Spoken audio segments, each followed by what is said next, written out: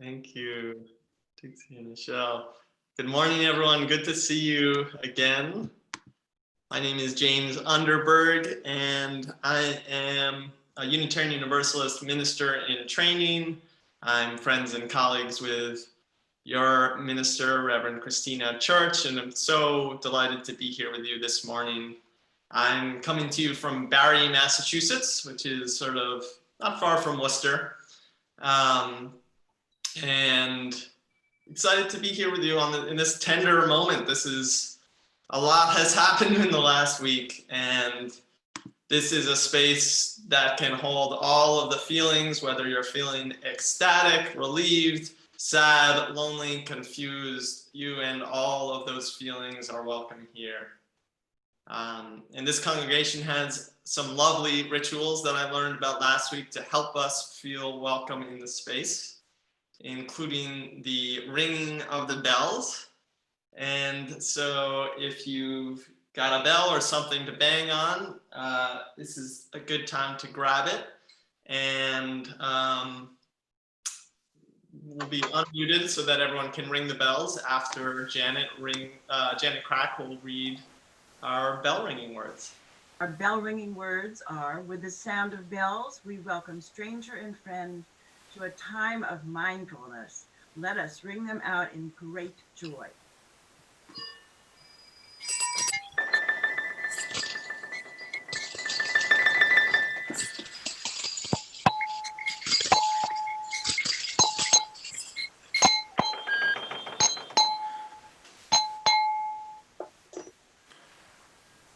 Thank you. Oh, I love that ritual. That's great. And in case that one didn't make you feel fully welcome, we'll turn it over to Bryan Head to sing the welcoming song. Okay. I think I'm unmuted, right? Yes, we can hear you.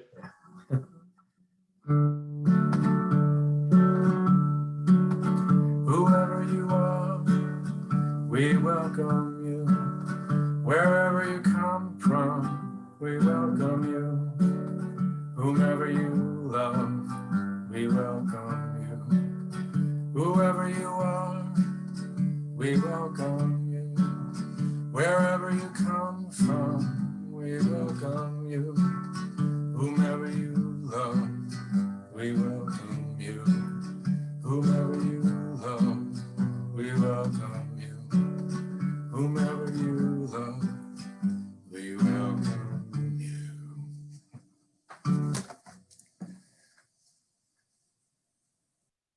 Bryan. And for our opening words, Janet has offered to read these as well. Janet. The land speaks to me of a much longer time frame than the one my body understands. It reminds me that ours are generational fights that are passed down like a legacy. The earth, in the way that it spins under our feet, changing while no one is looking, reminds me both what we win today can be gone tomorrow, and what we lose today can be won tomorrow. The only constant is change. That is nature's greatest lesson to me, that change is inevitable and time is unfathomable. It means I can keep going when all seems to fail and fall around me.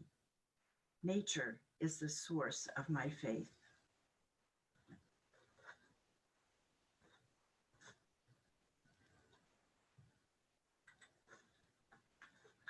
Janet. Now some music from Jackson.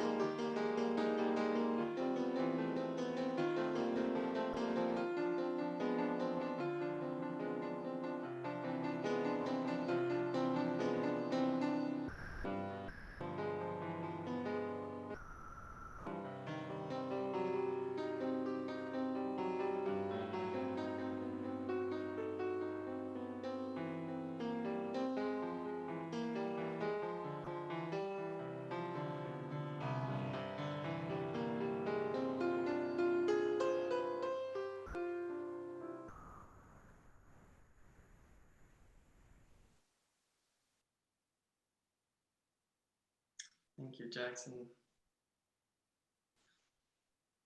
So I am not a scientist, but as I understand it, flame is born from the combination of friction and oxygen. Certainly there's been a lot of friction this past week, and we got a spark. So as we light our chalices, if you've got one on hand, this is time to bring it out. Symbol of our Unitarian Universalist tradition. May we connect with an intention to give this spark the oxygen it needs to burn, the oxygen of our love and our passion for the better world we know is possible.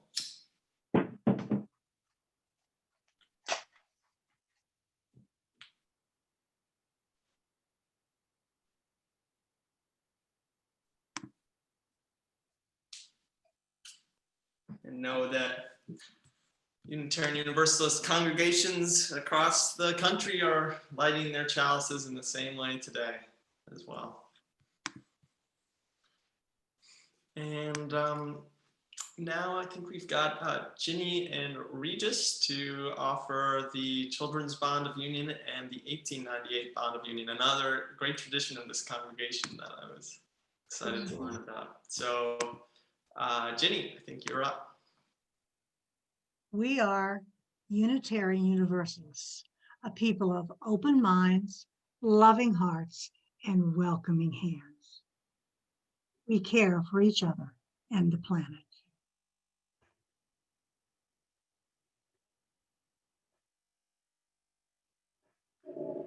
We unite ourselves together for the study and practice of morality and religion, as interpreted by the growing thought and noblest lives of humanity, believing that we may thereby prove helpful one to another and promote the cause of truth, righteousness, and love in the world.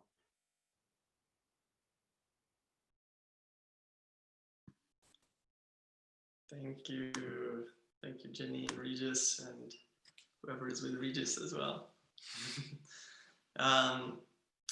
So I think we can cut the slides. We'll come back to the offertory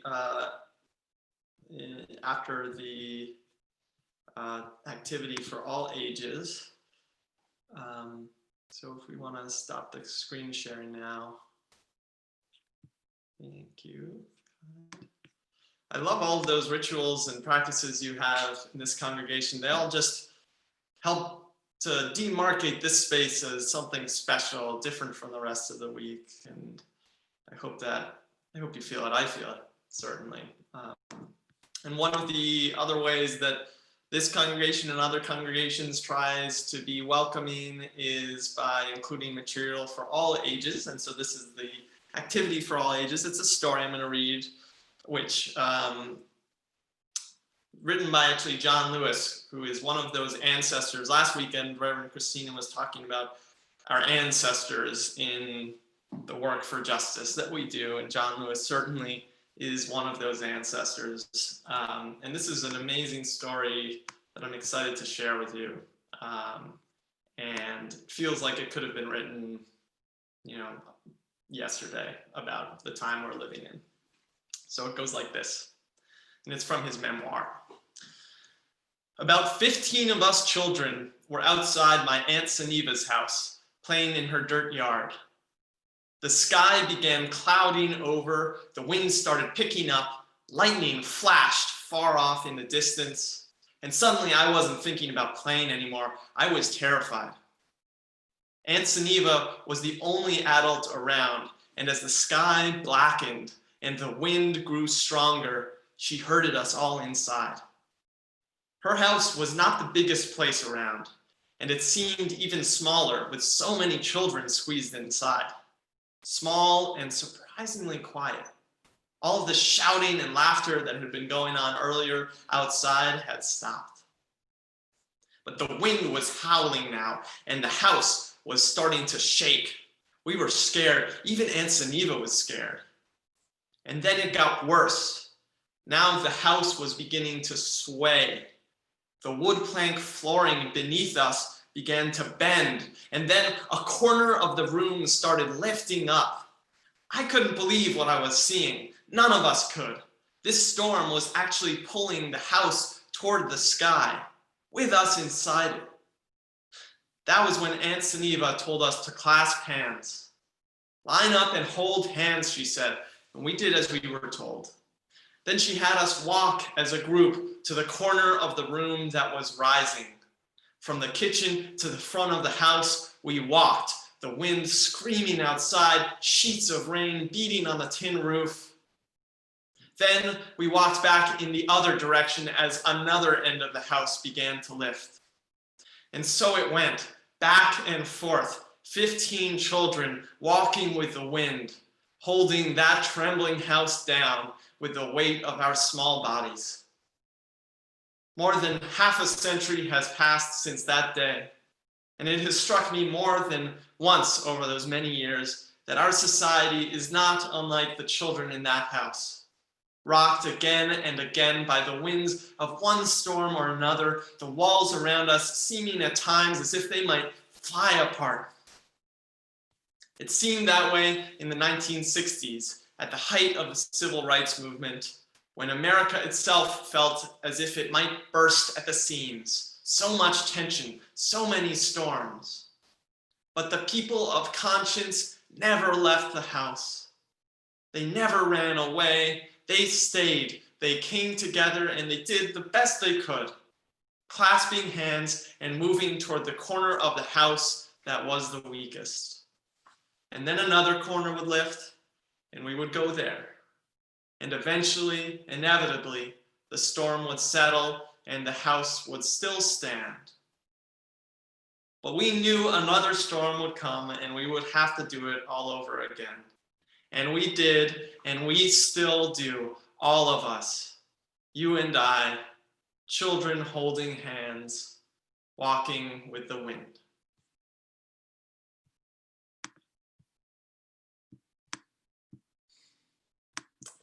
Story gives me goosebumps. Love it. One of the ways that we can hold hands and walk with the wind is by supporting the communities that support us. And so now if we want to bring that offertory slide back up, and we have the pleasure of hearing from Pat as we consider making a contribution to this lovely community, which you can do on the screen. And I think someone will also share the link in the chat. 1, 2, 3, 4.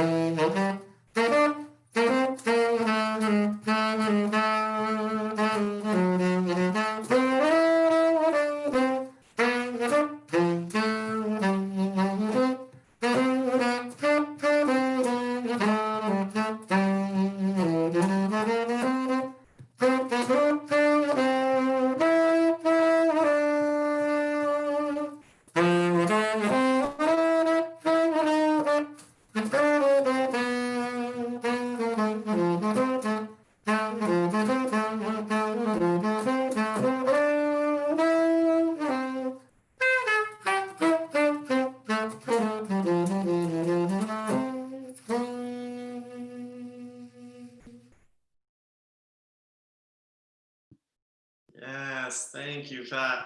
Beautiful.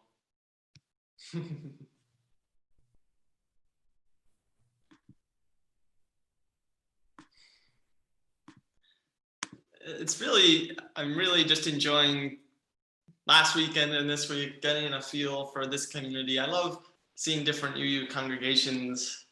My first time in a UU congregation was about 20 years ago. At the time, I had no idea it was a UU congregation. It was a middle school dance that just happened to be in the basement of a UU church. And I remember this dance. It was a big deal for me because I went to an all-boys school, and this was our first exposure to girls. And I also remember it because it was not a super pleasant experience for me.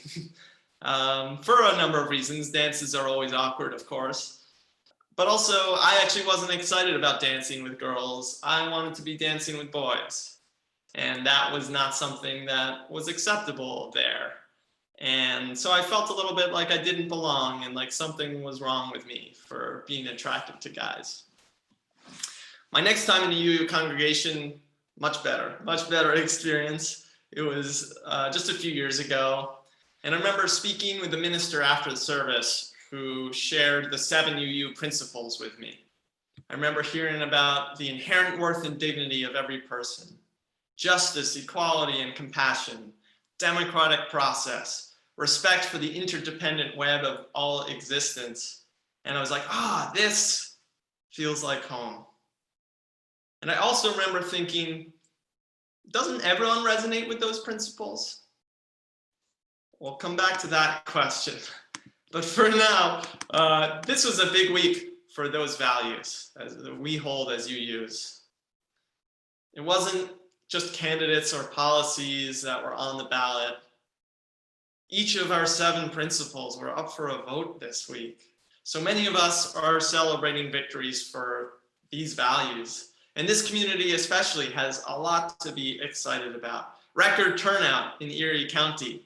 I saw a statistic 70% as compared to 63% in 2016.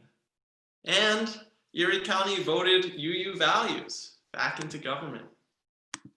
And I know a lot of you were hard at work to get Erie there. Greg Blackman was kind enough to give me a little bit of context on the work that some of you were doing, committing to UU the vote and spending hours and hours, phone and text banking, distributing hundreds of flyers, mailing hundreds of letters and postcards to get out the vote. Others of you were working with voter registration organizations. You were reminding friends to vote, or we worked as poll workers to ensure the integrity of our democracy. And others of you supported particular candidates. And all of that work matters. As Greg said in his note to me, democracy still works, thanks to all of you. Thanks to all of you. Thank you. Thank you. And there were other victories for our values as well. In Mississippi, Mississippi voted to choose a new state flag without the Confederate arms. The election of the first trans state senator and the first 2 gay Black men in Congress, and the first mixed race Black South Asian female vice president. This is really important. This all matters. I don't know about you, but it feels really good to me to feel our Unitarian Universalist values being reflected in government. And this week was a mixed bag. Even as we are celebrating, many of us are also feeling unsettled still. Unsettled because of how close and contentious it all was. Unsettled because it looks like we may be headed into a period of divided government, limited in its abilities to act on these values. And we're unsettled because in the past few days, we've been reminded how not universal those values that we have in our congregations actually are in the United States. Tens of millions of people revealed again a lack of respect for the inherent worth and dignity of every person, for justice, equality, and compassion, for democracy, and for the interconnected web of existence. Huge swaths of our country, from a values standpoint, seem more like a scary basement dance where we don't feel we belong than like a spiritual home. And those darker values may no longer be in charge, but we still saw their power this week, and we have not seen the last of them, that's for sure. So friends, even as we celebrate the corner of the house that we kept down on the ground, it's clear that the other three corners are already trembling in the wind. I don't know about you, but I want a widespread moral revolution that can bring this house firmly down onto the ground. How do we do that? First, we can listen to some music. Jackson, why don't we pause here for the first verse?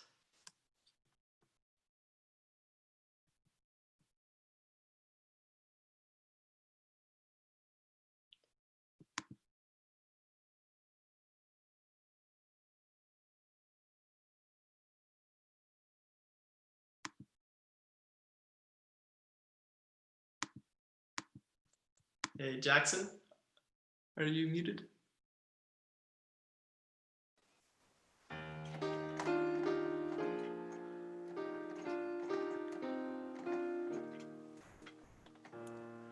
We would be one as now we join in singing our hymn of love to pledge ourselves anew to that high cause of greater understanding of who we are and what in us is true. We would be one in living for each other to show the all a new community.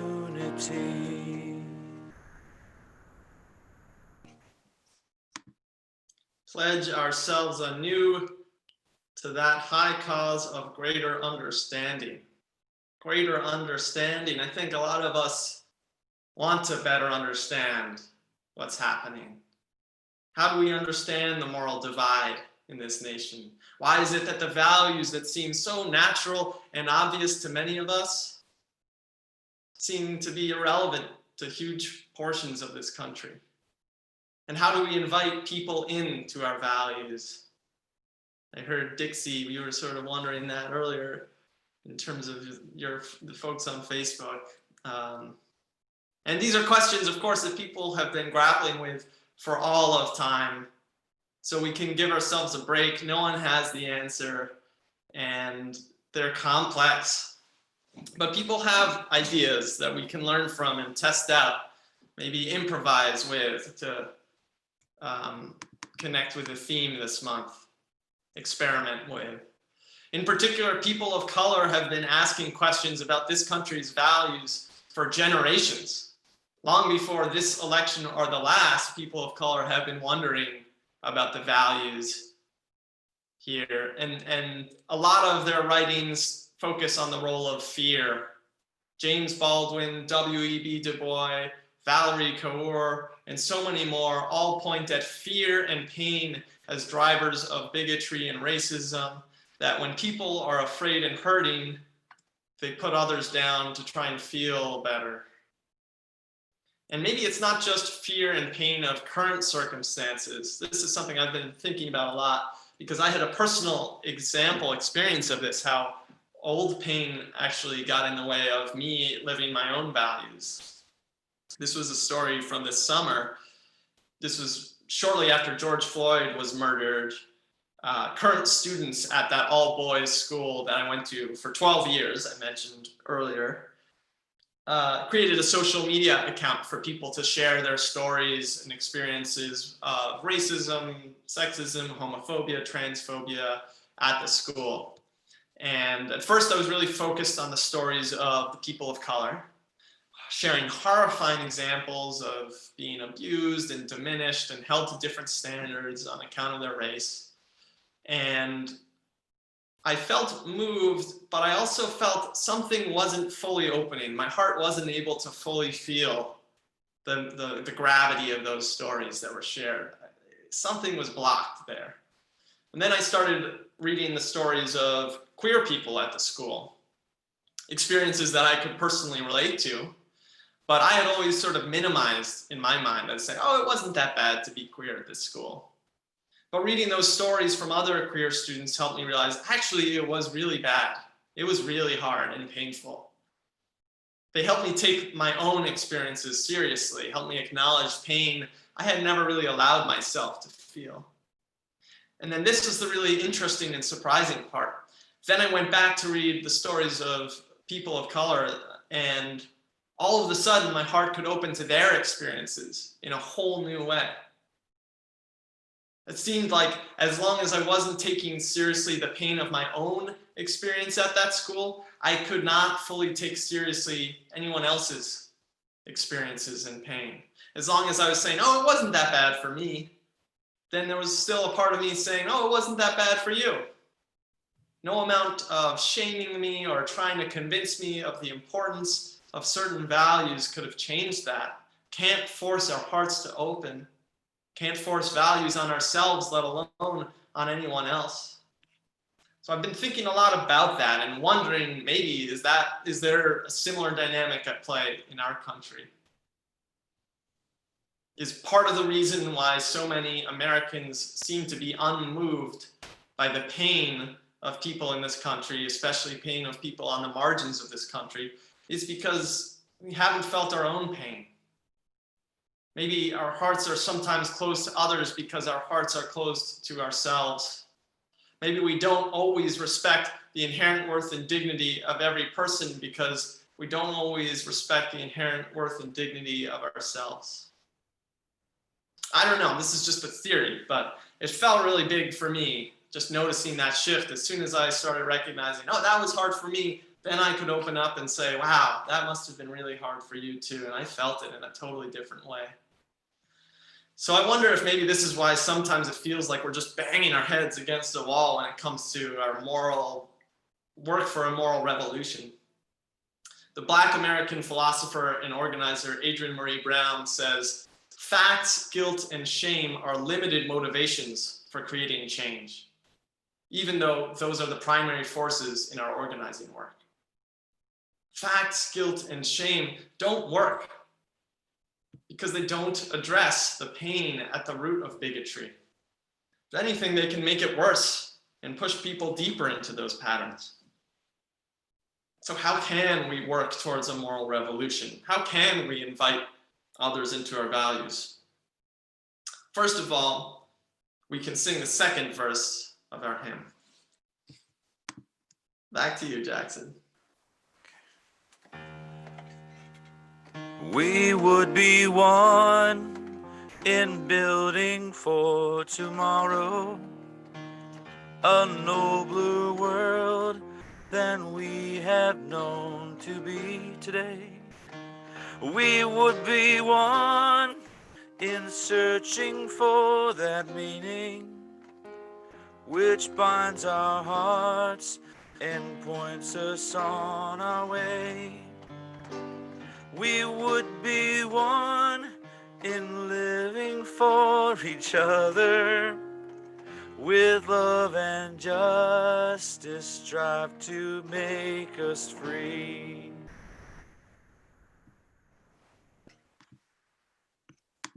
Bend our hearts, move towards justice. I think it is possible to invite others into our values. I think it is possible to bring about the moral revolution that we desperately need. And I think we all have different roles to play in that work. There's no one way to do it. For some of us, the focus may be on just really living into and embodying our values in the places where we do have control. Adrienne Maree Brown says, what we practice at the small scale sets the patterns for the whole system. So what can we do in our own lives, in our own homes, in our own communities to better embody our values? What are the blocks to living our values in these places, and how can we overcome them? Do we have pain in our own lives that we need to take more seriously so that we can take more seriously the pain of others? This is just as important as what happens nationally, because values at the small scale are the foundation, the basis, the model for values at the large scale. That too is revolutionary work. For others, especially those active in social justice work, but all of us, maybe we can bring about the moral revolution by making it fun to live our values. Adrienne Maree Brown says, "I suspect that to really transform our society, we will need to make justice one of the most pleasurable experiences we can have." So what does that mean? Maybe it means taking time to celebrate our wins. Maybe it means taking rest when we need it. Maybe it means making space for joy and laughter even in the depths of the struggle, or making sure there's delicious food at the march or amazing music at the rally played by Jackson or Bryan or Pat. And finally, maybe some of us will help bring about a moral revolution by deeply engaging those who have different values. And this is not for everyone. This is hard work. But for those who do feel drawn and capable of doing that work, then it's about deep listening. Kind of listening that comes from a true desire to understand the other, to take seriously where they're coming from and their pain. It's an approach behind a strategy called deep canvassing, which I can share a link about later if someone's interested. But research shows that deep canvassing is the most effective way of inviting people into values through non-judgmental conversation and questions and personal sharing. I actually tried doing this on Monday with a friend in Florida. I spoke with this guy for 2 hours. He wasn't planning on voting. And it's not easy. I had to keep catching myself from going into the kind of shaming and guilting and facts. It's so tempting to go there because that's how we're kind of taught and trained to have these conversations. But I think I was mostly able to steer clear from those tools and just listen. And the conversation helped him identify what was obstructing his values. He acknowledged a desire to live more deeply into those values. I'm not sure he ended up voting, so I can't claim full success there, but it felt like something shifted, and I have faith that this conversation will bear moral fruits for him in the future.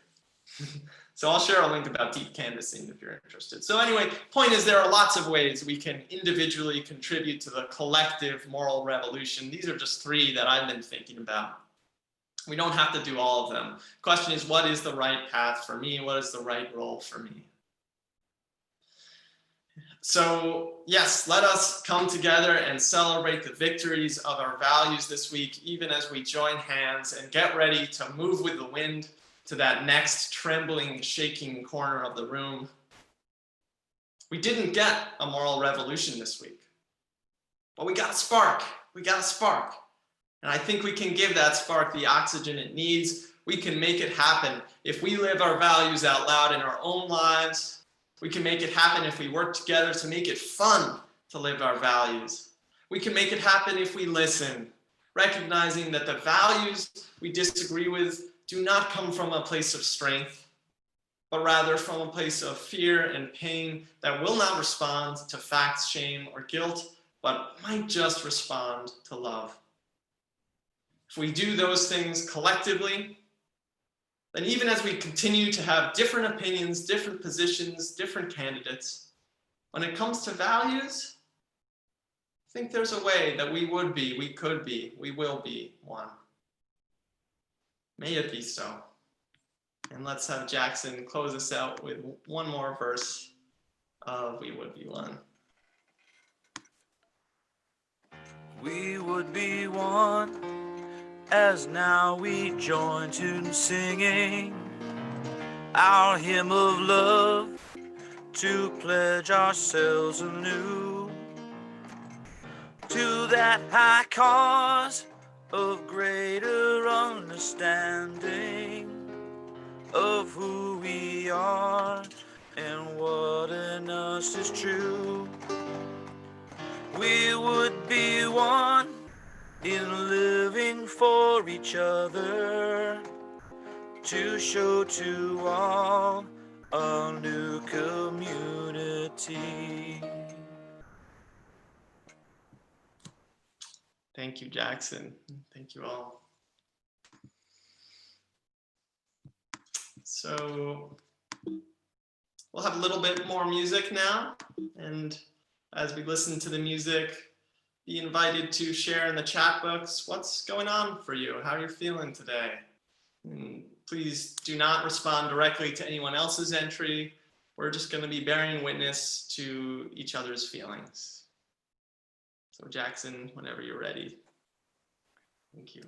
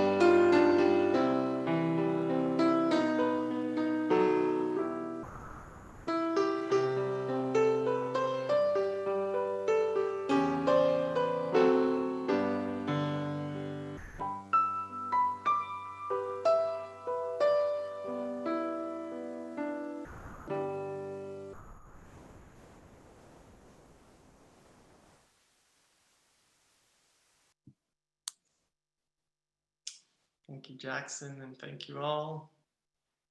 And then we'll take a minute just to breathe in and, a minute of stillness. I think we have a slide for this. Is that right, Clyde?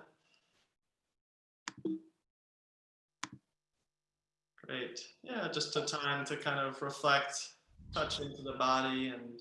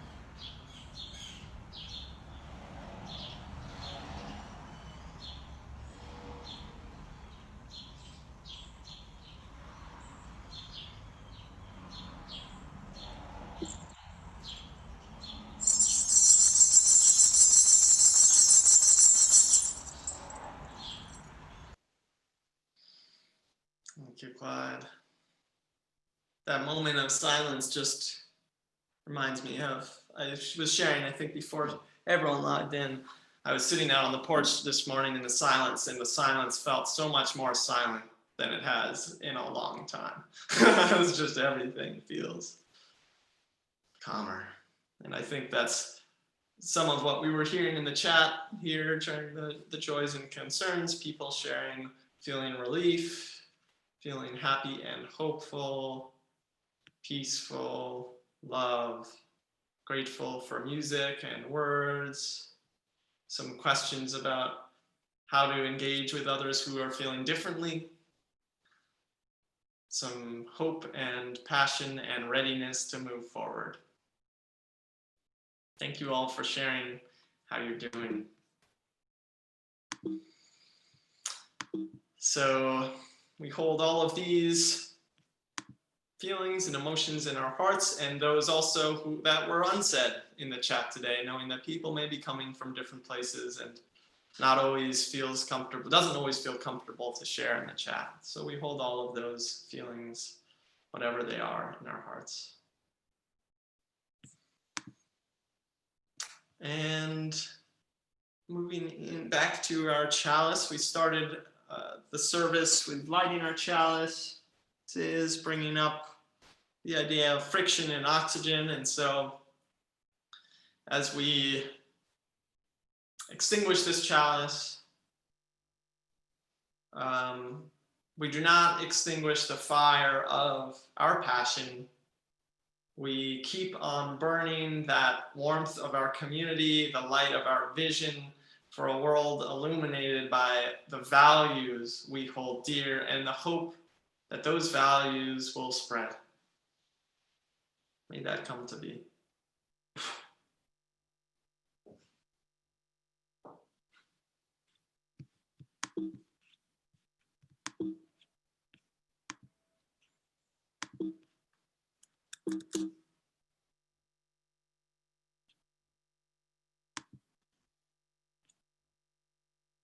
And I think we are ready for our postlude, Jackson.